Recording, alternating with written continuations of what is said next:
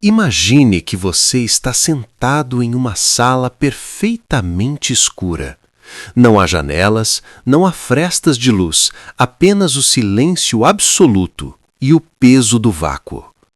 De repente, uma lanterna é ligada. O feixe de luz não ilumina a sala inteira. Ele foca em um único ponto na parede oposta.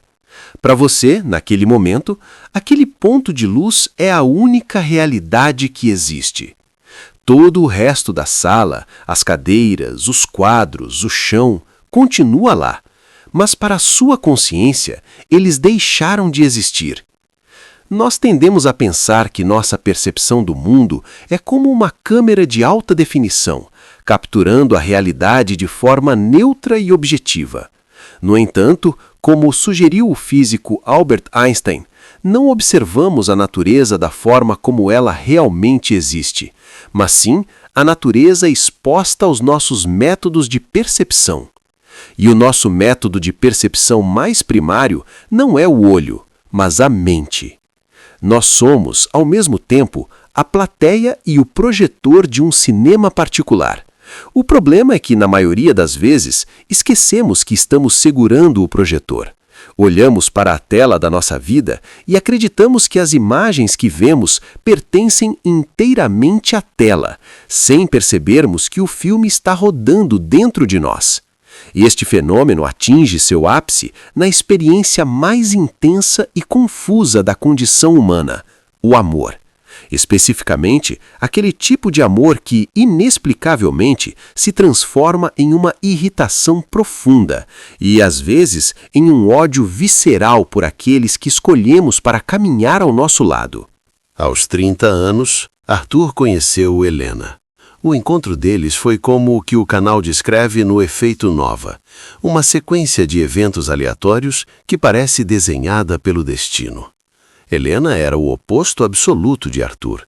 Ela era espontânea, barulhenta, frequentemente esquecia as chaves e via o mundo não como uma equação, mas como uma pintura em andamento. Nos primeiros meses, Arthur sentiu-se fascinado. Ele sentia que Helena era a peça que faltava em seu quebra-cabeça. Ela trazia cor para sua cinzenta previsibilidade. Ele a amava não apesar do caos dela, mas por causa dele. Eles se casaram, e como acontece em muitas histórias, o que era fascínio começou a sofrer uma mutação lenta e silenciosa. 2 anos depois, o que Arthur chamava de espontaneidade, ele agora classificava como irresponsabilidade. O riso alto de Helena, que antes o fazia sorrir, agora parecia um ruído estridente que interrompia seus pensamentos. A desorganização dela, que antes era charmosa, agora o deixava furioso. Arthur se pegava olhando para Helena enquanto ela tomava café e sentia uma onda de irritação tão forte que o assustava. Como era possível que a pessoa que ele mais amava fosse simultaneamente a pessoa que mais conseguia tirar sua paz? Arthur começou a acreditar que o problema era Helena. Ele acreditava que ela havia mudado, que ela tinha se tornado de mais ou menos do que ele esperava. Ele sentia que estava vivendo em um quarto de Mary, onde ele conhecia toda a teoria sobre o amor, mas a experiência real estava sendo desprovida de cor. O que Arthur não sabia é que ele estava sendo vítima do conceito mais profundo da psicologia de Carl Jung, a projeção da sombra. Carl Jung, o psiquiatra suíço do século XX, propôs que a nossa psique não é uma unidade simples, mas um sistema complexo de hardware e software que opera em grande parte fora da nossa visão. Ele dividiu a mente entre o consciente, onde reside o nosso ego e a persona, e o inconsciente. A persona é a máscara que usamos para o mundo. É o Arthur organizado, controlado e pragmático. Mas para manter essa máscara firme, o ego de Arthur precisa realizar um processo de filtragem constante. Tudo o que não se encaixa na imagem de homem controlado, sua própria raiva, seu desejo de ser irresponsável, sua confusão interna, seu lado infantil e caótico, é reprimido. Jung chamou esse material descartado de a sombra. A sombra não é necessariamente má. Ela é apenas o lado não vivido de quem somos. Ela contém todas as qualidades que aprendemos desde a infância que eram inaceitáveis para os nossos pais, para a escola ou para a sociedade. Se Arthur foi ensinado que ser barulhento era errado, ele empurrou sua própria capacidade de ser barulhento para a sombra. Se ele aprendeu que o sucesso depende de ordem estrita, ele enterrou sua espontaneidade no porão de seu inconsciente. O problema é que a sombra não desaparece simplesmente porque fechamos a porta do porão. Como Jung escreveu, um pequeno mal se torna um grande mal ao ser desconsiderado e reprimido. A sombra permanece viva, pulsando abaixo da superfície, esperando por uma oportunidade para se manifestar. E a ferramenta favorita da sombra para se fazer notar é a projeção. A projeção ocorre quando o nosso inconsciente pega um traço que pertence a nós mesmos, mas que nos recusamos a reconhecer, e o atribui a outra pessoa. É como se estivéssemos usando óculos com lentes coloridas. Se a lente é vermelha, juraremos que o mundo é vermelho, sem nunca suspeitar que a cor vem dos nossos próprios olhos.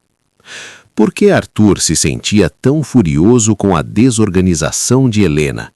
Não era apenas porque a casa estava bagunçada, era porque a desorganização de Helena era um lembrete constante da desorganização que Arthur reprimia dentro de si. Ao odiar o caos de Helena, Arthur estava, na verdade, tentando punir o seu próprio caos interno que ele não se permitia viver.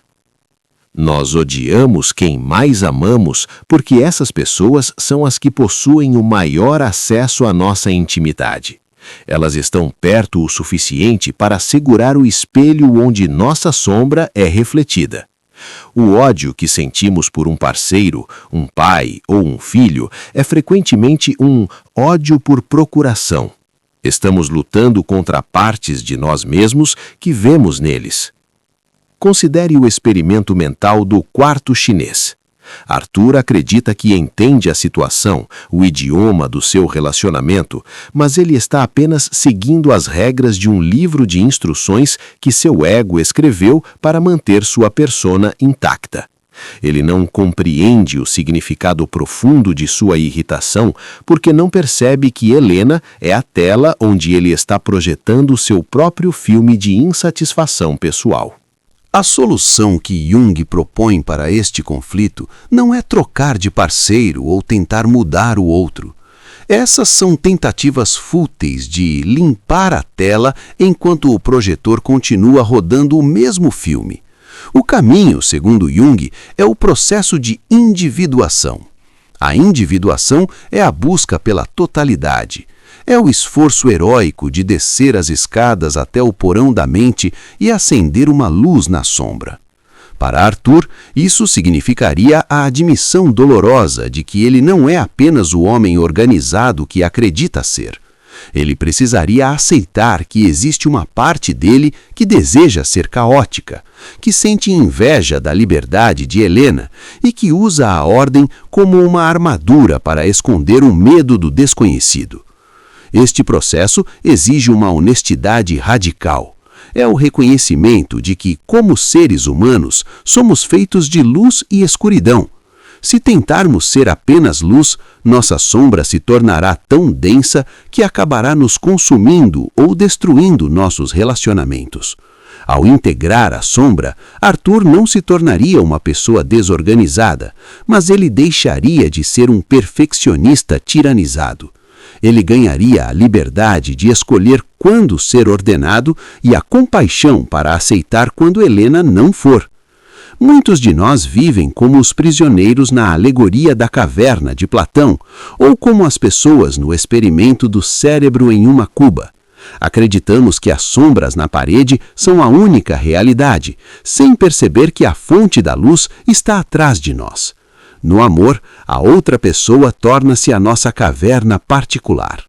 Muitas vezes a nossa irritação com o outro surge de uma expectativa utópica de que a vida deveria ser uma linha reta de felicidade e harmonia. Nós nos esquecemos de que em um universo governado pela entropia, a desordem é a regra, não a exceção. Queremos que nossos relacionamentos sejam como uma peça de cerâmica perfeita, sem rachaduras. No entanto, a filosofia japonesa do wabi-sabi nos ensina algo diferente. Ela nos convida a encontrar beleza no imperfeito, no transiente e no incompleto. No kintsugi, quando um vaso se quebra, as rachaduras são preenchidas com ouro, tornando-as a parte mais valiosa da peça. Talvez o amor não seja sobre encontrar alguém que não nos irrite, mas sobre entender por que certas irritações nos atingem de forma tão profunda. Talvez o ódio que sentimos ocasionalmente por quem amamos seja apenas o sinal de que há trabalho a ser feito dentro de nós. Como o barão de Munchausen tentando se puxar pelos próprios cabelos para sair do pântano, tentamos nos salvar da nossa própria miséria culpando os outros, quando a única saída real é olhar para baixo, para o lodo que carregamos dentro de nós. Se dermos um passo atrás e observarmos nossa situação a partir de uma perspectiva cósmica, tudo isso parece absurdamente pequeno. Estamos em uma rocha úmida flutuando no vácuo infinito, vivendo por um nanosegundo na história do universo. Em breve, todas as nossas discussões sobre quem deixou a louça na pia ou quem esqueceu o aniversário de casamento serão apagadas pelo tempo como se nunca tivessem acontecido. No entanto, essa insignificância não deve ser motivo para o niilismo passivo do Doomer. Pelo contrário, ela deveria ser um convite ao Doomer esperançoso ou ao Bloomer. Se nada disso importa para o universo, então temos a liberdade total de dar a importância que quisermos às nossas experiências. Odiar quem mais amamos é uma das experiências mais humanas que existem. É o lembrete de que ainda estamos em guerra conosco mesmos, tentando desesperadamente separar o eu bom do eu mau. Mas, como o filósofo Friedrich Nietzsche sugeriu, talvez devêssemos abraçar o nosso destino com amor fati, amar a vida exatamente como ela é, com todas as suas contradições e dores. Amar alguém plenamente exige aceitar que essa pessoa será inevitavelmente o receptáculo das nossas projeções mais sombrias. Exige a coragem de dizer, eu te odeio neste momento, não porque você seja mau, mas porque você está me mostrando algo sobre mim que eu ainda não tenho coragem de enfrentar. No final das contas, somos todos como a personagem Mia, vivendo uma vida de percepções alheias, tentando ser o que os outros esperam de nós, até que a morte ou o sofrimento nos force a sermos nós mesmos. Passamos a vida fugindo da nossa sombra, sem perceber que é a sombra que dá profundidade à luz. Não tema o conflito interno que o amor provoca. Não fuja da irritação que seu parceiro lhe causa. Use-a como um mapa. Use-a como um farol que ilumina as partes escuras do seu próprio ser. A individuação não é um destino onde nos tornamos perfeitos, mas um processo onde nos tornamos inteiros. A vida é curta demais para sermos apenas metade de nós mesmos. É curta demais para vivermos apenas no fim de semana da nossa consciência. Seja como o garoto Clay, que constrói e desconstrói sua engenhoca apenas pelo prazer de ver como ela funciona e como pode ser melhorada. Aceite as rachaduras, aceite o caos, aceite a projeção, pois no grande show de mágica que é a existência, a maior ilusão de todas é acreditar que o que vemos no outro não tem nada a ver conosco. Quando finalmente paramos de lutar contra os espelhos, descobrimos que o amor não é apenas o encontro de duas pessoas, mas o reencontro de uma pessoa consigo mesma, mediado pelo outro. E talvez nesse reconhecimento a irritação se transforme em compaixão, e o ódio se dissolva na percepção de que estamos todos perdidos no mesmo labirinto, tentando, um passo de cada vez, encontrar o caminho de volta para casa. Obrigado por assistir. Se você encontrou valor neste vídeo, considere se inscrever e compartilhar seus pensamentos nos comentários. Estamos constantemente explorando as profundezas da vida para ajudá-lo a vivê-la com clareza e maravilhamento. Até o próximo vídeo.